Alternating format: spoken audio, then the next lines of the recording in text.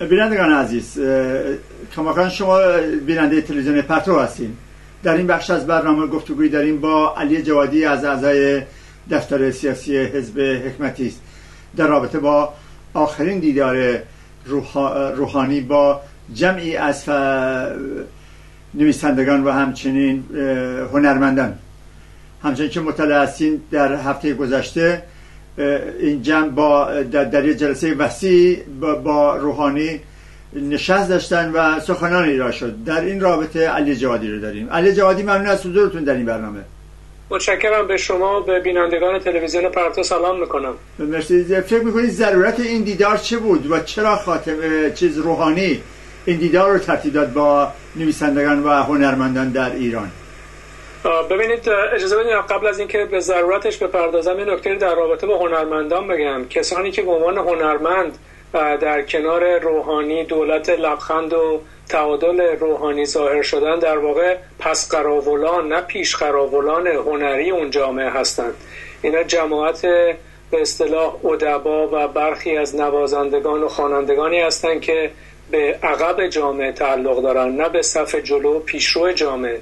راستش هنرمندان رو صحبت میکنیم باید دقیق‌تر صحبت کرد. به کسانی که خالق هنر پیشرو، خالق هنر جدید، خالق هنر مدرن و امروزی هستن و اکثر این افراد در به اصطلاح کانال‌ها و مجاری زیرزمینی خودشون رو ابراز وجود میکنن و ابراز بیان میکنن و اتفاقاً دارای بیشترین شنونده و دارای بیشترین مخاطب در سطح جامعه هستند. بنا به اقرار بسیاری از به اصطلاح خوانندگان یا کسانی که به مسائل موسیقی در ایران نزدیک هستند، موسیقی رپ، موسیقی زیرزمینی بخش اساسی به اصطلاح موسیقی در جامعه را تشکیل میده. به این اعتبار نباید اینا رو صف هنرمندان جامعه حتی سهلا هم که شده قلمداد کرد و این لقب رو بهشون داد. اینا جماعت پس قراولان جامعه هستن، نه پیش قراولان.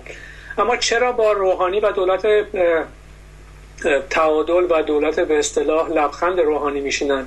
واقعیت اینجاست که اینا صفی هستن که متعلق هستن به حاشیه رژیم جمهوری اسلامی، یه صف عقب مونده، یه صف شرق زده، یه صف اسلام زده هست و بی جهت نیست که هر به اصطلاح مانور سیاسی که رژیم جمهوری اسلامی اجرا میکنه و دست نوازشی بعضاً به سر این صنف واپسگرا و نارسیسیست به اصطلاح میکشه، این چنین شیفته سران حکومت جمهوری اسلامی میشن و خودشون رو علیرغم ابراز پشیمانی ها یا ابراز ندامت ها در آغوش سران جنایتکار جمهوری اسلامی قرار میدن.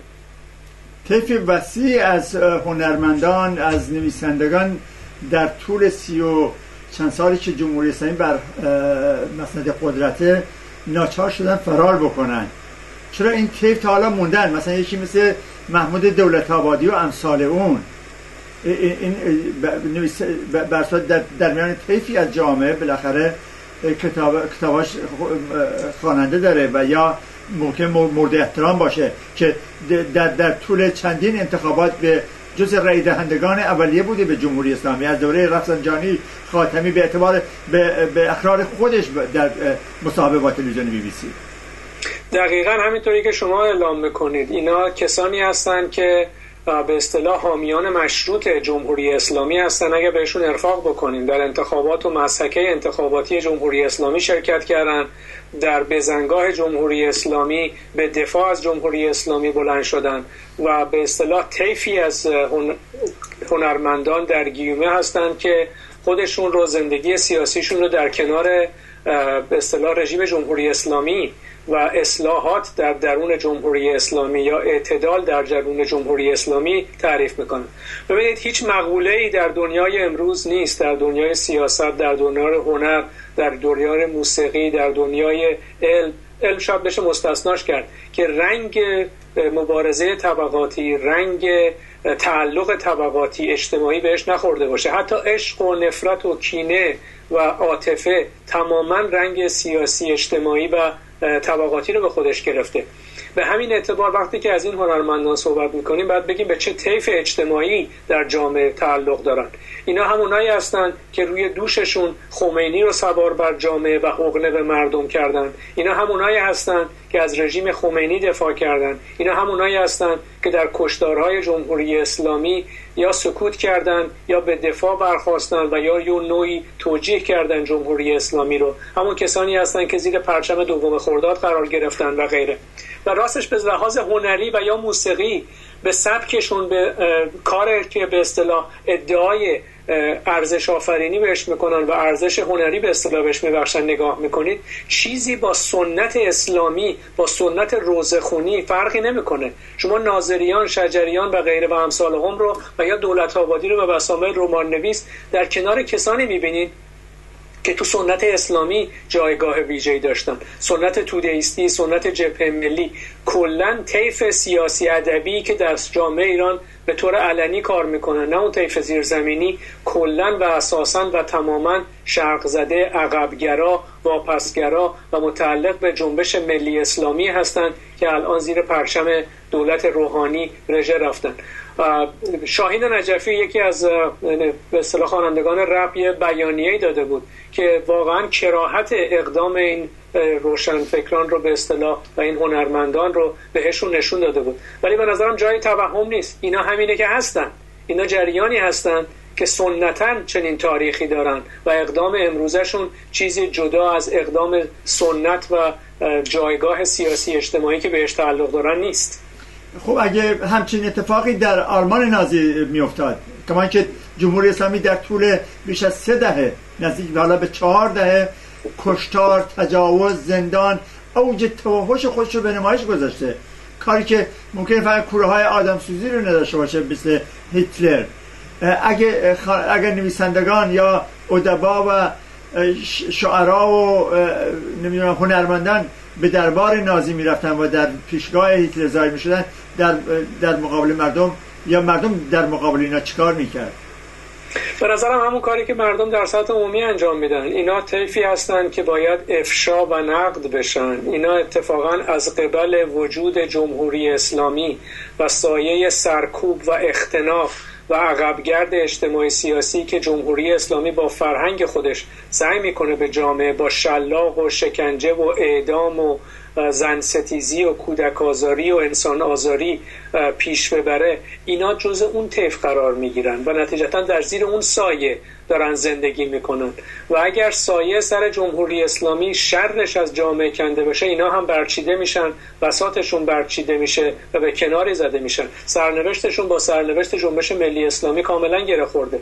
اما قباحتشون همونطوری که اشاره کردین واقعا شنیعه، واقعا زشته که یک بخشی که ادعای هنری و ارزش آفرینی و خلاقیت‌های ادبی هنری در سطح جامعه دارن، این چنین در کنار یکی از سرکوبگرترین، جنایتکارترین، وحشیانه ترین رژیم های موجود در اواخر قرن 20 و اوایل قرن 21 قرار می گیرن. واقعا تأسف آوره ولی جای تعجبی نیست، چرا که از این جنبش، از این طیف ما انتظاری بالاتر از این نداشتیم.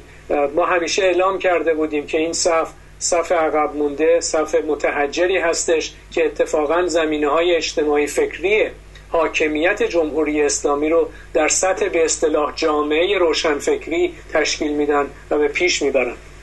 به سوال آخر که در واقع 2 سوال در هم تنیده است. یکی این که آیا به طیفی از هنرمندان، شعرا و ادبا و کسایی که دست به قلم میبرن در مقابل جمهوری اسلامی چه باید بکنن اگه در داخل کشور هستن، و مردم در قبال اینا چه مسئولیتی داره و باید چه کار بکنن؟ من به نظرم همون اقدام همیشگی باید انزجار خودشون رو از این سیاست دفاع بیشرمانه از جمهوری اسلامی اعلام بکنن. هنرمندان و یا برفرض نویسندگانی که در این صف نیستن باید بتونن جمع بشن، بیانیه‌ای صادر بکنن و بگن که سرنگونی جمهوری اسلامی، نابودی جمهوری اسلامی گام اول در راه رسیدن به یک جامعه آزاد، برابر، مرفه و انسانی هستش. اعلام انزجار بکنن از چنین اقداماتی ببینید هیچ کس هیچ درجه از معذوریتی نمیتونه توجیه پذیر حمایت سیاسی از یک رژیم سرکوبگر در جامعه باشه.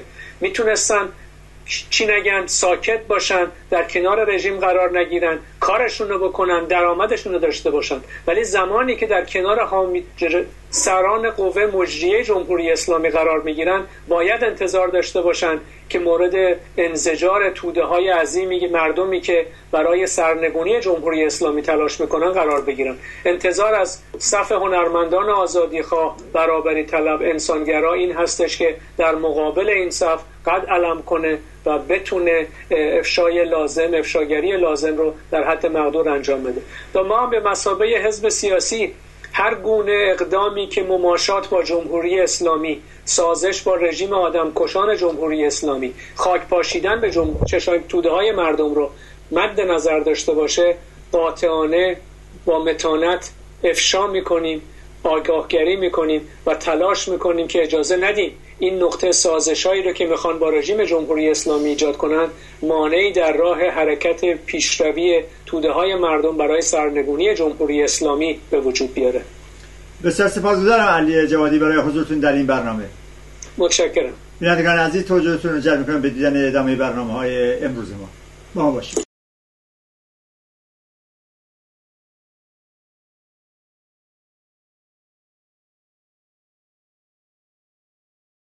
خطاب به هنرمندان. کاسه گدایی گرفتن و حق خود را با دریوزگی از حکام طلبیدن چیزی جز تجلی نوعی از اختگی سیاسی هنری مدرن نیست.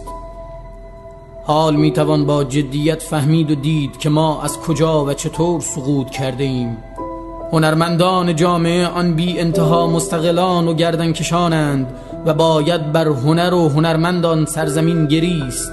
وقتی این گونه خار و خفیف میشوند و در گیر و دار امنیت و نان و نام حیثیت خیش را حصیر نشیمنگاه دولت مردان میکنند که البته هیچ کدام نصیبتان نخواهد شد، که هر آنچه هنوز دارید را نیز از شما خواهند رو بود و سوراخی را در جانتان بدون اعمال نمیگذارند و تا انتهای ارگاسم سیاسیشان که دچار سادیسمی تاریخی هستند باید مفعولی محکوم باشید.